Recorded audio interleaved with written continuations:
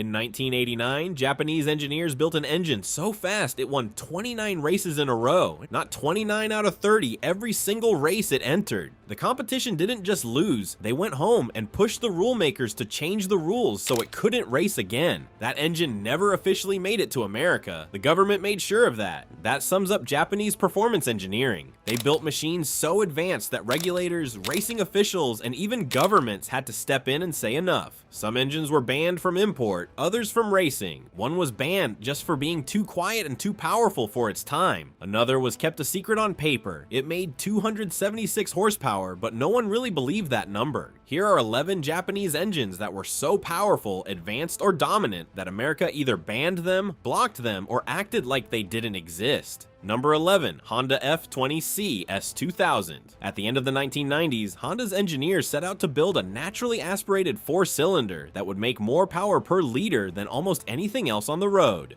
No turbo, no supercharger, just engineering. What they created was the F20C, a 2.0-liter four-cylinder that made 240 horsepower in its Japanese domestic spec. That's 120 horsepower per liter, a number that Ferrari's engineers openly acknowledged was extraordinary for a production road car at the time. The engine revved to 9,000 revolutions per minute and screamed there with a sound that owners still describe as not like anything they've heard before or since. The catch, the full-fat JDM version of the F20C was never sold in the United States. Americans got a slightly detuned version in the Acura adjacent S2000, producing 237 horsepower close, but not the same thing. The difference was in the cam profiles and intake tuning. Honda pulled back specifically to meet EPA emissions targets without the cost of recertification. Here's what makes that frustrating. At 9,000 revolutions per minute, this engine was running at stress levels most manufacturers wouldn't consider for a mass-market street car. Honda ran it there all day, every day for 11 years of production. The reliability record is extraordinary, and mechanics who've worked on high-mileage S2000s will tell you the F20C barely shows wear at 150,000 miles with regular oil changes. The JDM version of this engine remains a popular swap. When one surfaces in clean condition, it moves fast. Number 10, Mitsubishi 4G63 Lancer Evolution 1 through 9. Mitsubishi built the 4G63 for one reason: to win rallies. They needed a homologation engine, one that had to appear in a road car before it could race, so they built the Lancer Evolution around it and turned it loose on the World Rally Championship. The results were staggering. Tommy Mäkinen won 4 consecutive WRC Drivers' Championships from 1996 to 1999 behind this engine. On tarmac, on gravel, in Finnish snow, and African heat, the 4G63 just kept winning. The early evolutions, the Evo 1, 2, and 3, never came to America at all. Mitsubishi didn't bother federalizing them because the car was never intended for this market. It was a rally car wearing a suit. The EPA emission standards and NHTSA safety requirements would have cost more to meet than the car would earn back in sales. The 4G63 was a 2.0-liter turbocharged four-cylinder that officially made 276 horsepower in Japan, honoring the gentleman's agreement between Japanese manufacturers that capped horsepower figures on paper. The real number was widely accepted to be north of 320. Tuners discovered this quickly. With basic modifications, these engines were reaching 400 horsepower on hardware that cost the price of a used Honda Civic. The Evo eventually came to America in 2003 with the Evo 8, but the purest versions of the early homologation cars with their raw rally spec setups are Japan-only legends that aging enthusiasts still talk about the way American muscle fans talk about the original COPO Camaro.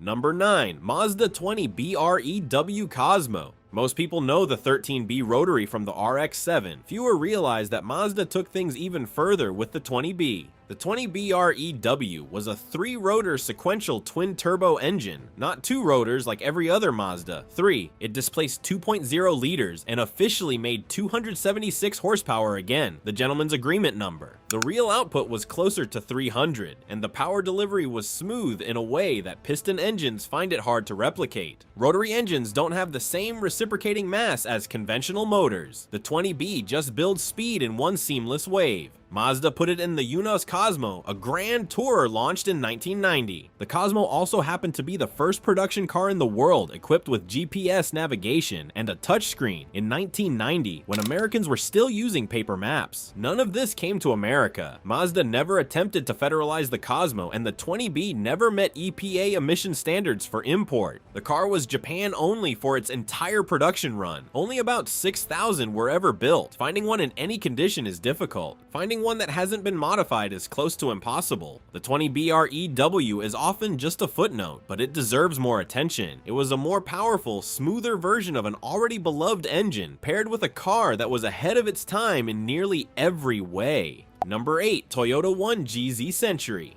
In 1997, Toyota did something no Japanese automaker had ever done before, or has done since. They built a V12. Not a collaboration with BMW, not a licensed design from Europe. A pure, in-house, 5.0-liter, 48-valve V12 developed from scratch and used in exactly one car. The Toyota Century, Japan's flagship luxury sedan, the car the imperial household rode in, the car that carried prime ministers and corporate chairmen through the streets of Tokyo. The 1GZ made 276 horsepower on paper, the gentleman's agreement number. Export markets saw figures closer to 295. The real output was believed to be around 300. More impressive than the power was the torque, 355 pound-feet available from as low as 1,200 revolutions per minute. The Century would pull away from traffic with a weird, almost supernatural smoothness. You wouldn't hear the engine. You wouldn't feel it rev. The car would simply be going faster than it was before. Toyota engineered the 1GZ with 2 independent ECUs, one for each bank of 6 cylinders. If one bank developed a fault, the engine could keep running on the other 6. This was not a sports car feature. This was engineering built around the idea that a breakdown was simply not acceptable under any circumstances. America never got the Century. It was never federalized. The car sold in small numbers. Toyota reportedly targeted around 200 units per month in Japan, and the economics of meeting US crash standards and emissions requirements for such a low-volume vehicle made no commercial sense. The 25-year import rule has started bringing early examples over, as well as enthusiasts who've driven them report a driving sensation unlike anything in their price range. It's the only V12 ever built by a Japanese automaker. That's worth thinking about.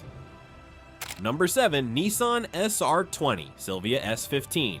The SR20 is one of the most significant turbocharged 4-cylinders in motorsport history. It powered the Nissan Silvia through multiple generations, dominated the Japanese drifting scene, and became the engine which defined Formula Drift and grassroots motorsport in Southeast Asia and Australia. The final version of the Silvia, the S15, was the most refined, most capable version of the car ever made. The SR20 and S15 spec produced 250 horsepower through a redesigned turbo and updated fueling. The chassis was tighter, lighter, and better balanced than anything that came before it. In Japan, it was a sensation. Waiting lists formed, production sold out quickly. America didn't get it. Nissan looked at the cost of federalizing the S15 for US crash standards and emissions requirements and decided the return wasn't worth it. The 240SX, the closest American equivalent, had already been discontinued. There was no platform to justify the investment. What made that decision particularly painful for American enthusiasts is that the S15's SR20 was a known quantity. The 240SX had been built around the same platform. SR20 swaps were already common on S13 and S14 chassis in the US. People knew exactly what they were missing, which made missing it worse. The S15 became legal for US import in January 2024 under the 25-year rule. Prices jumped immediately. Clean examples with low mileage and desirable colors moved quickly and moved for serious money. Demand had been building for 25 years.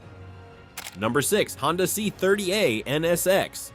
In 1989, Honda asked Formula One world champion Ayrton Senna to evaluate their new mid-engine sports car. Senna drove a prototype, came back to the engineers, and told them the chassis was too soft. Honda rebuilt it, Senna drove it again, he approved. The engine in that car was the C30A, a 3.0-liter naturally aspirated V6 featuring Honda's VTEC variable valve timing system. It made 270 horsepower and revved to 8,000 revolutions per minute. At that redline, it made a sound that road and track described at the time as unlike any other V6 on the market. What made the C30A really remarkable was its construction. Honda used titanium connecting rods technology borrowed directly from their Formula One program to reduce reciprocating weight weight and allow higher revs without fatigue failure. The block was all aluminum. The whole engine weighed less than comparable iron block V6 by a significant margin. This was not a mass market compromise. It was a race-derived powertrain in a road car. The NSX was sold in America as an Acura,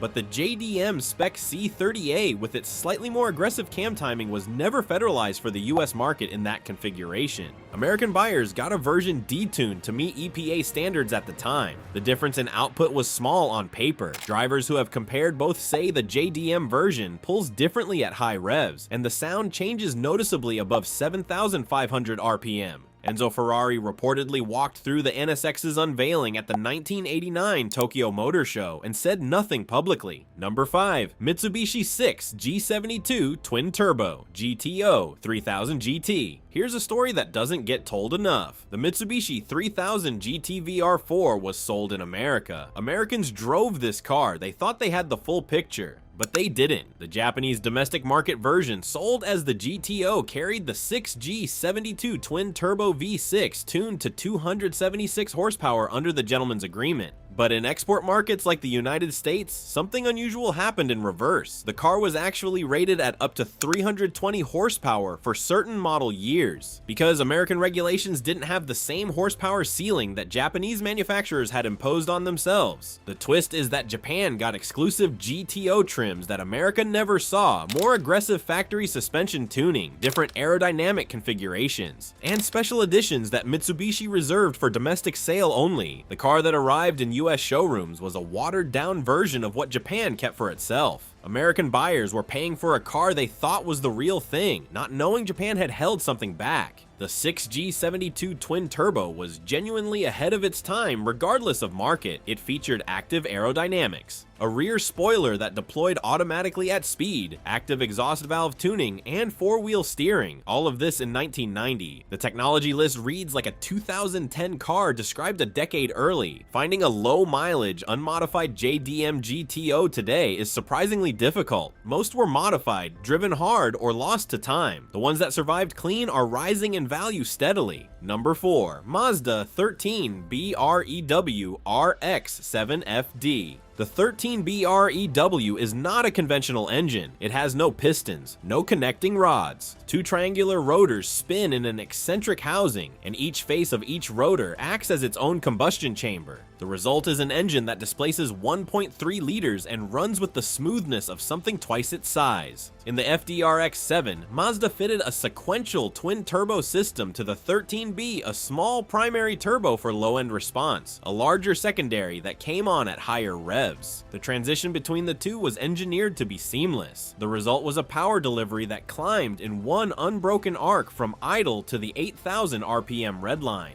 The official output was 276 horsepower. The real number was widely accepted to be above 300. On a dyno, stock FDRX7s regularly showed output well above the claimed figure. America got the RX-7, but only until 1995. Mazda pulled it from the US market that year, citing EPA emissions regulations that the 13B could not meet without expensive recertification they weren't willing to fund for a low-volume car. The final evolution of the FD, the Spirit R, a hand-assembled limited edition built in 2002, never came to America at all. Only 1,500 were made. Each one was assembled by a single technician who signed a plate fitted to the firewall. The Spirit R is now among the most valuable Japanese sports cars of its era. Clean examples have sold for over $100,000. The engine in those cars is functionally identical to what Mazda was building in 1991, just more refined, more carefully assembled, and carrying a story that can't be replicated. Number 3. Nissan VG30DETT 300ZX.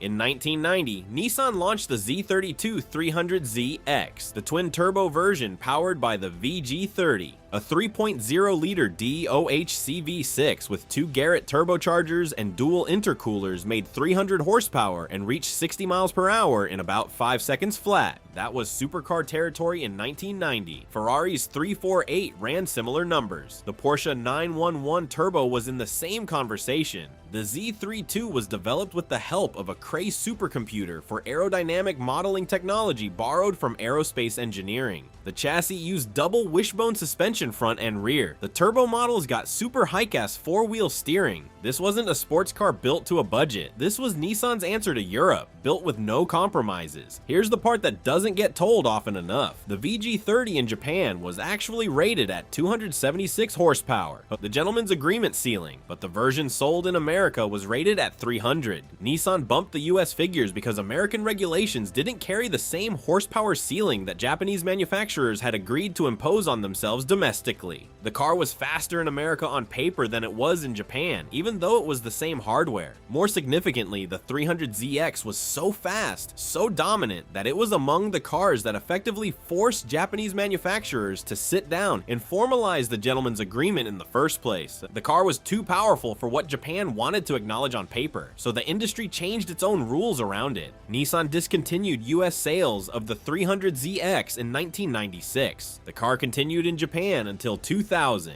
Those final 4 years of Japanese production models that Americans never got included refinements and special editions that represent the cleanest examples of the Z32 in existence. They're showing up in US auctions now as the 25-year window opens and the prices are moving fast. Number 2, Toyota 2JZ Supra RZ Aristo. The 2JZ needs no introduction to anyone who spent time in car culture. It's arguably the most famous inline-six engine ever built, a 3.0-liter twin-turbo that Toyota overbuilt to such a degree that tuners have been extracting 1,000 horsepower from stock internals for 30 years. The block doesn't care. The rotating assembly doesn't flinch. The engine simply absorbs power until the supporting hardware around it gives out. But here's what most people don't know. The full-spec 2JZ in its most aggressive state of tune from the factory was sold in a car America never officially received. The Toyota Aristo was a JDM-only luxury sedan. It carried the same 2JZ that powered the Supra but arrived in a completely different vehicle. A four-door rear-wheel drive executive sedan that Toyota never attempted to federalize for the US market. The Aristo with the twin-turbo 2JZ was essentially a sleeper executive car with the heart of a sports car.